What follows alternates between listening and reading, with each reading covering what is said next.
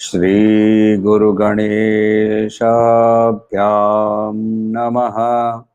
हरिः ओम।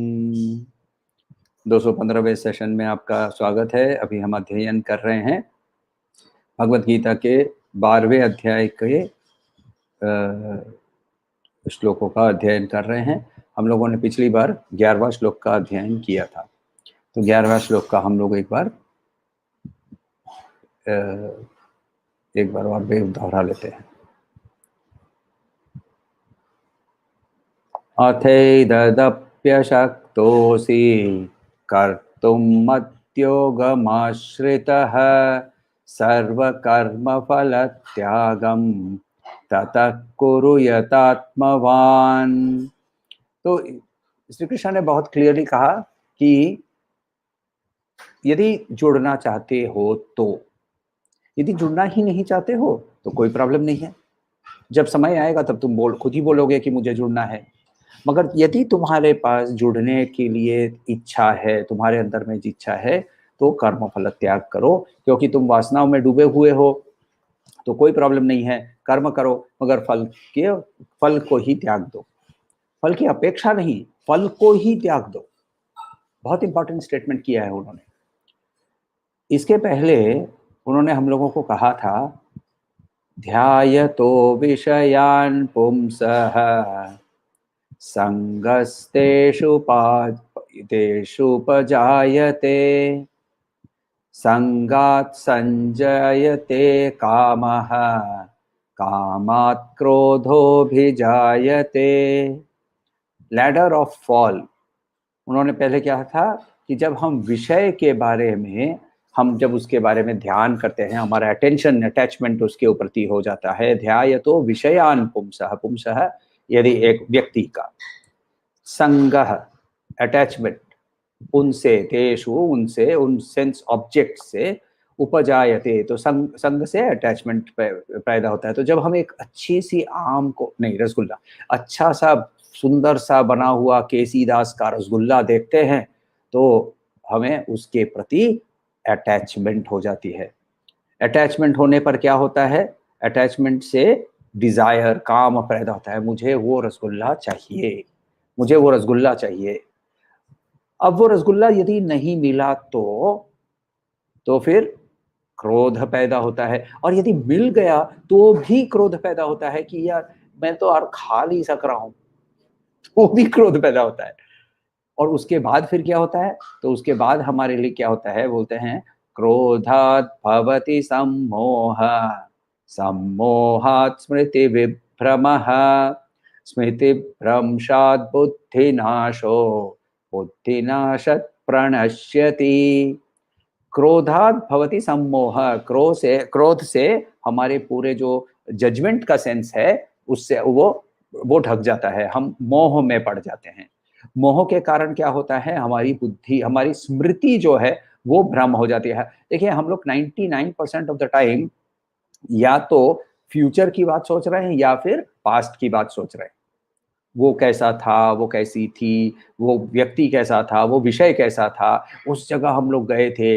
या तो जब मूड अच्छा होता है तो हम अच्छी चीजों के बारे में सोच रहे हैं। देखो, हम जब ऐसे घूमने गए थे, शिमला घूमने गए थे। और जब मूड खराब होता है तो शिमला जब घूमने गए थे तो तब तुमने वहां एक बार भी हम लोगों को अटेंशन नहीं दिया, तुम दूसरे ग्रुपों के साथ बहुत मिलजुल रहे थे। अब देखिए, स्मृति के अंदर में जब हम घूम जाते हैं तो वहां हम स्मृति हमारी चेंज हो जाती है अकॉर्डिंग टू आवर फीलिंग्स। स्मृति भ्रंश जब होता है तब क्या होता है, हमारी विवेक की बुद्धि जो है, विवेकशीलता जो है वो खत्म हो जाती है, बुद्धि नाश हो जाता है। और बुद्धि नाश होने पर व्यक्ति गिर जाता है, कंप्लीट उसका डिस्ट्रक्शन हो जाता है, प्रणश्यति। ये हम लोगों को श्री कृष्ण ने पहले बताया था, जहां वो बोल रहे हैं कैसे आदमी गिर सकता है। तो गिर सकता है, तो यदि हम लोगों को बताया, तो अब जगत गुरु हैं तो उनके ऊपर रिस्पॉन्सिबिलिटी आ जाती है कि अब ये भी बताओ कि ऊपर कैसे चढ़ना है। तो ऊपर चढ़ने के लिए 12वें श्लोक के अंदर में वो बताते हैं, श्रेयो हि ज्ञानमभ्यासात्, श्रेयो हि ज्ञानमभ्यासात् ज्ञानान् ज्ञानान् ध्यानं विशिष्यते, ज्ञानान् ध्यानं विशिष्यते। श्रेयो हि ज्ञानमभ्यासात् ज्ञानात् ध्यानं विशिष्यते, ध्यानात् कर्मफलत्यागः, ध्यानात् कर्मफलत्यागः, त्यागात् गच्छान्तिरन्तरम्, त्यागात् गच्छान्तिरन्तरम्। श्रेयो बेटर या उससे भला, ही ज्ञानम, सॉरी पूरा श्लोक एक बार करना, एक साथ करना है। श्रेयो ही ज्ञानम अभ्यासात् ज्ञानात् ध्यानं विशिष्यते, ध्यानात् कर्मफल त्यागः, त्यागात् शांतिरनंतरम। तो यहाँ श्रेय बेटर है ज्ञान, किससे? अभ्यास से। अभ्यास ज्ञानात, अभ्यास नॉलेज से, ज्ञान से, ध्यान मेडिटेशन बेटर है, विशिष्यते बेटर है, ध्यानात मेडिटेशन से, ध्यान से, कर्मफल त्याग उससे भी बेटर है, कर्मफल का त्याग करना उससे भी बेटर है। त्याग करने पर, रिनाउंसिएशन करने पर शांति, समझाने की जरूरत नहीं है, शांति और आनंद दोनों सेम है, ये हम लोगों ने पहले देखा हुआ है। अनंतरम, बिना अंतर के, तुरंत, बिना अंतर के तुरंत उसको शांति मिल सकती है। यानी वो बोल रहे हैं कि अभ्यास से ज्ञान बेटर है, ज्ञान से ध्यान बेटर है, और ध्यान से कर्मफल त्याग बेटर है। कुछ तो गड़बड़ है, ये जगत गुरु शायद कुछ गड़बड़ कर रहे हैं। ये कैसे हो सकता है कि ज्ञान से अल्टीमेटली कर्मफल त्याग ही बेटर हो गया? ये कैसे हो सकता है? देखिए, एक सीढ़ी है आपके सामने, तो सीढ़ी का सबसे इंपॉर्टेंट स्टेप कौन सा है? सीढ़ी का सबसे इंपॉर्टेंट स्टेप कौन सा है? सोचिए, सीढ़ी का सबसे इंपॉर्टेंट स्टेप, अब रियलिटी ये है कि सीढ़ी के सारे स्टेप इंपॉर्टेंट है, मगर हमारे लिए कौन सा स्टेप सबसे इंपॉर्टेंट है? नेक्स्ट वाला, जहां हम खड़े हैं उसके बाद वाला स्टेप सबसे इंपॉर्टेंट है, क्योंकि उसके पीछे वाले स्टेप तो हम चढ़ चुके हैं, उनकी हमारे कोई जरूरत अब है नहीं। और सामने ऊपर वाला स्टेप बहुत ऊंचा ऊपर हो तो भी नेक्स्ट पद कदम ना रखें तब तक हमारे लिए आगे बढ़ना संभव नहीं है।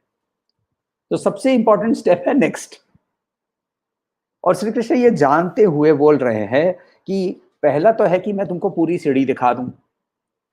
सीढ़ी में क्या दिखाया उन्होंने कि ऊपर से नीचे, ऊपर पहले उन्होंने बोला जो डायरेक्ट नॉलेज जो है, अपरोक्ष ज्ञान, इससे उस ज्ञान में स्थित होकर उसी ज्ञान का प्रैक्टिस अपने जीवन में लाना, ये बेटर है भाई।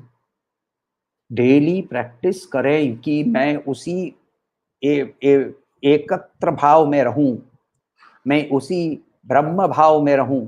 इससे बेटर सिर्फ ब्रह्म भाव की नॉलेज है? ये कैसे हो सकता है? क्योंकि ब्रह्म ज्ञान न प्राप्त करके ब्रह्म ज्ञान की प्रैक्टिस संभव नहीं है।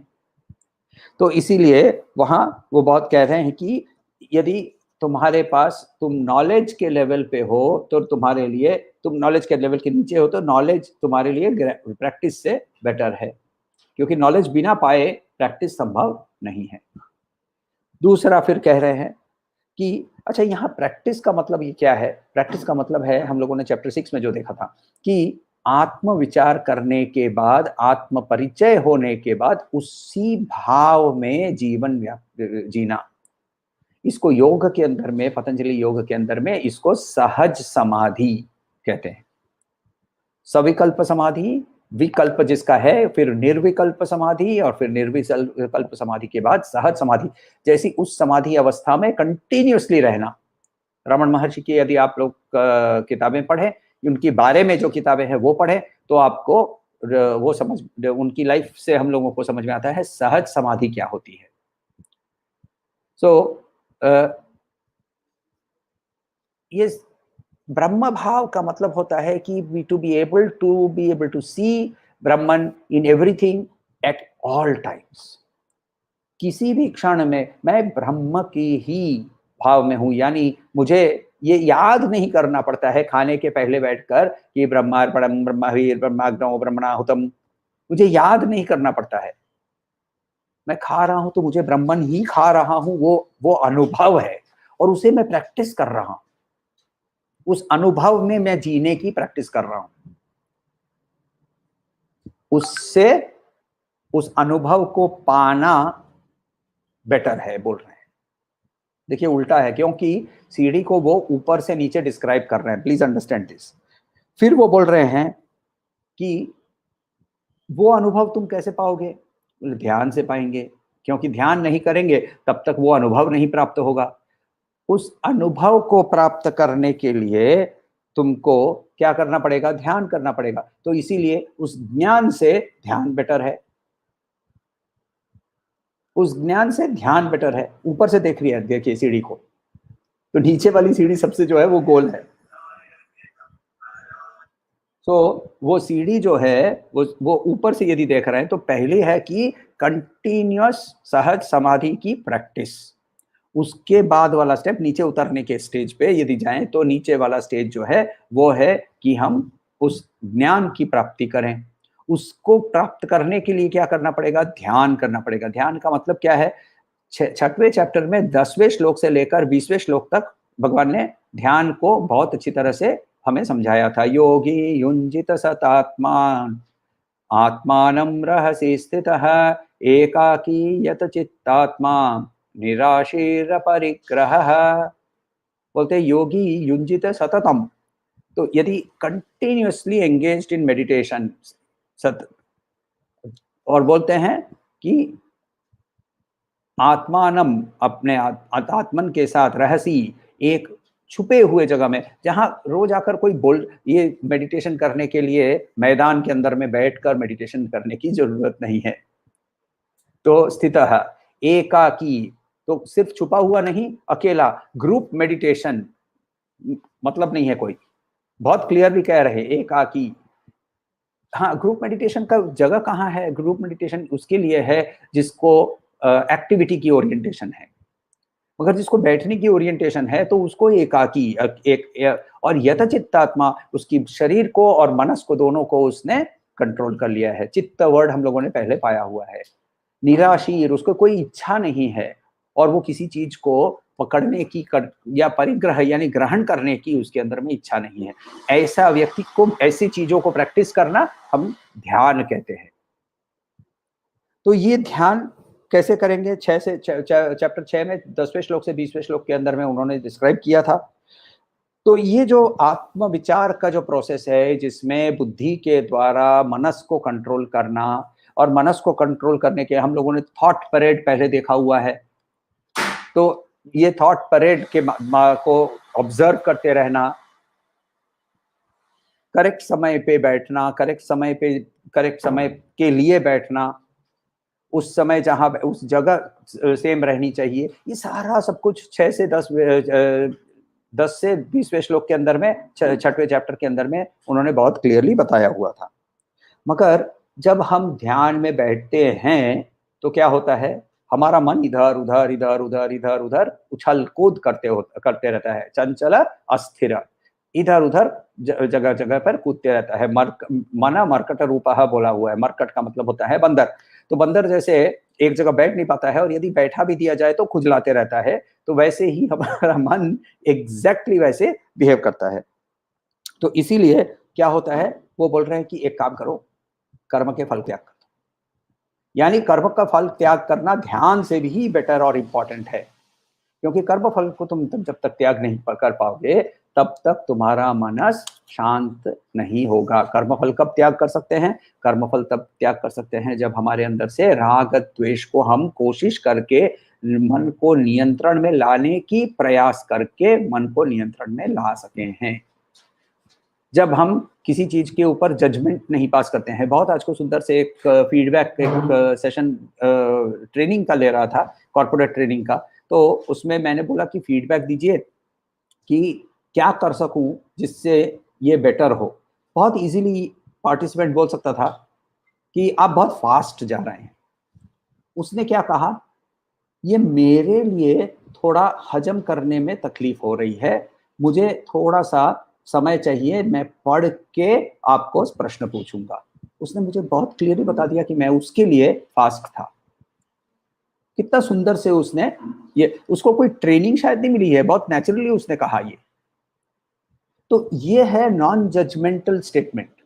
उसने मेरे मेरे ट्रेनिंग सेशन पे, मेरे पे या उस सब्जेक्ट पे किसी के ऊपर उसने जजमेंट नहीं पास किया। खाने में जब नमक कम हो तो खाने में नमक कम है यानी हमने खाने के ऊपर भी जजमेंट पास कर दिया। यदि हम ये कहें कि मुझे इस खाने में थोड़ा सा नमक ज्यादा चाहिए, तब हम जजमेंट पास करना बंद कर देते हैं। ये हमारे लिए अभ्यास है। ये अभ्यास क्या है? कर्म फल त्याग।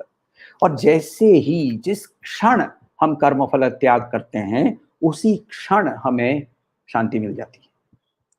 तो यहाँ श्री कृष्ण बहुत क्लियरली एक स्टेप बाय स्टेप अप्रोच बोल रहे हैं कि गोल तक पहुंचने के लिए। कौन सा गोल है? लोकमान्य तिलक ने कहा था कि स्वराज्य is my birth right, right.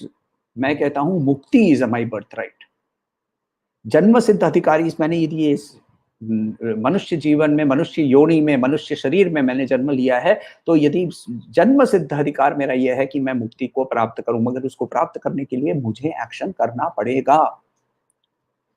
मैं यहाँ बैठकर बस ये सोचते रहूं कि मुझे मुक्ति मिलेगी, मुझे मुक्ति मिलेगी, तो नहीं मिलने वाली है। तो इसीलिए हम अपना स्तर खोज लेते हैं। और जब हम कर्म फल त्याग करते हैं तो क्या होता है, हमारी जो मनस की कैपेसिटी है वो लिमिटेड है। ऐसे तो लोग बोलते हैं कि माइंड इज इनफाइनाइट। इनफाइनाइट नहीं है, क्योंकि इनफाइनाइट वही चीज हो सकती है जो कि सर्वस्व है। तो मनस जो है वो सीमित है, और वो जब हम उसको 3 भागों में विभाजित कर देते हैं, क्योंकि एक भाग हमारा उसको पास्ट के बारे में सोच रहा है, दूसरा भाग कि ऐसा हुआ था, वैसा हुआ था, या ऐसा हुआ था, वैसा हुआ था, दोनों ही हम पास्ट में है, हम यहाँ नहीं है। या फिर वो फ्यूचर के बारे में, यदि नहीं मिला तो क्या होगा, यदि मिला तो क्या होगा। ये जब हमारे मनस को हम एकत्र करके एक जगह पे लेके आते हैं तो क्या होता है, हमारी मेंटल फैकल्टीज जो है वो हम उस प्रोसेस पे, उस जॉब पे और बहुत अच्छी तरह से उसको अप्लाई कर सकते हैं। और फिर क्या होता है, सक्सेस ज्यादा मिलने लगता है। अरे वाह, ये तो बहुत अच्छी बात है। तो कर्म का फल को और भी हम त्याग करने लगते हैं। ये इसको विशियस सर्कल होता है, वैसे ही वर्चुअस सर्कल शुरू हो जाता है। तो ये वर्चुअस सर्कल को शुरू करने से हमको इमीडिएटली अनंतरम, अंतर with difference, without any difference, यानी यहां यदि हम लोगों को पता है कि जैसे ही हम कर्म का फल त्याग करते हैं तो एंजाइटी से मुक्त हो जाते हैं, यानी मनस शांत हो जाता है। और मनस जैसे ही शांत होता है हम लोगों को शांति के अनुभव होती है। शांति का मतलब होता है आनंद, आनंद की अनुभव का अनुभव भी होता है।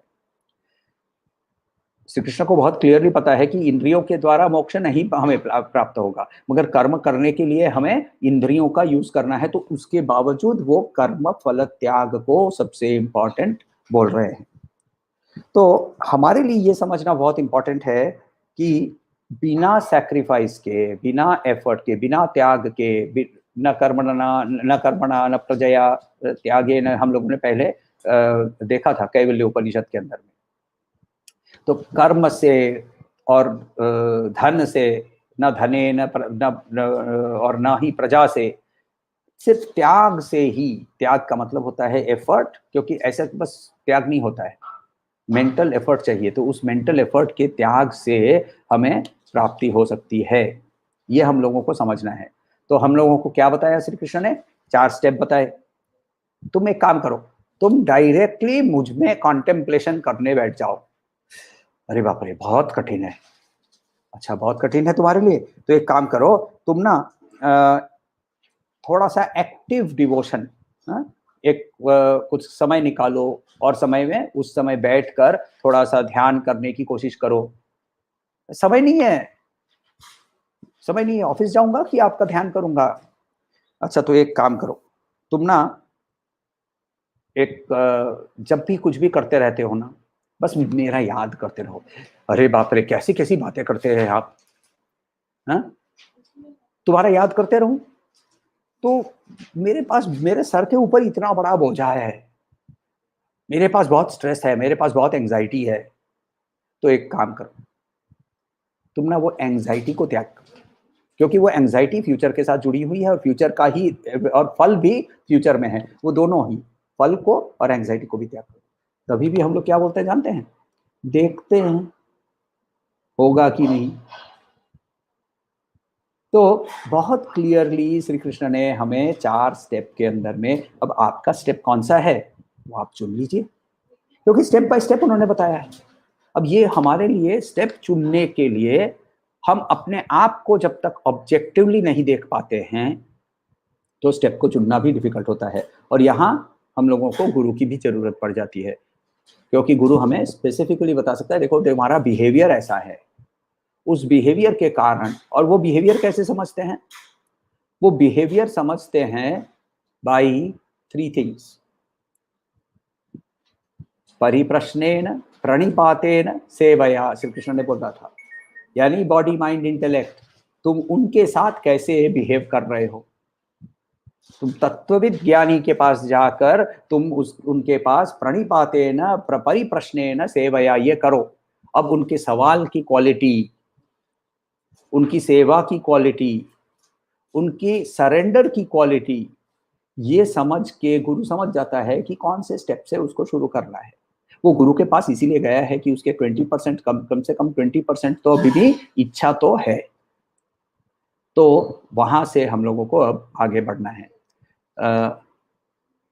राग द्वेष छिपे हुए चोर के समान, पता ही नहीं चलता है कि कब आ जाते हैं। Absolutely right. और हमारे सबसे बड़ा शत्रु कौन है? हमारा मनस। हम लोगों ने कल भी देखा था, उद्धरेत आत्मान आत्मानम। तो हम अपने आप को ही सबसे बड़ा वैरी भी बन सकते हैं, अपने आप के सबसे बड़े मित्र भी बन सकते हैं।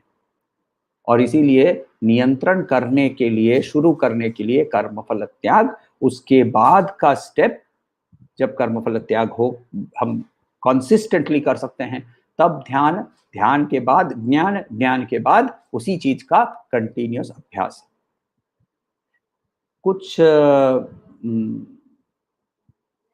क्या बोलते हैं भाष्यकारों ने, ये अभ्यास का मतलब यहाँ ऑल्टरनेटिव मीनिंग इसका ये है कि ये जो नॉर्मल रिचुअलिस्टिक प्रैक्टिस होती है, रिचुअलिस्टिक प्रैक्टिस, गुरु के सेवा करनी चाहिए, गुरु की सेवा कर रहे हैं मगर मन दूसरे जगह पे है, ऐसा इसको अभ्यास ऐसे इंटरप्रिटेशन किया हुआ है। मगर वो इंटरप्रिटेशन मेरे लिए फिट नहीं बैठता है, इसीलिए मैं बहुत इसके बारे में सोचकर और बहुत और गुरुदेव की किताब को पढ़ने के बाद मुझे लगता है कि ये ही श्री कृष्ण की इच्छा थी हमारे लिए, कि ये बहुत क्लियरली, जैसे हम सीढ़ी जो चैप्टर 2 के श्लोक नंबर 62-63 में हम लोगों ने देखा था, लैडर ऑफ फॉल, कि जैसे हम गिरते हैं ऊपर से नीचे तक, वैसे ही यहाँ भी हमें स्टेप बाय स्टेप ऊपर से नीचे क्या-क्या स्टेप्स हैं, ये बहुत क्लियरली बता दिया है। इसी के कारण हमारे लिए बहुत क्लियरली जब स्टेप्स दे दिए गए हैं, तो कौन से स्टेप पे हम खड़े हैं, वो हम अपने आप का यदि निर्णय कर सकते हैं, तो वहाँ से वो स्टेप हम फॉलो करना चालू करें।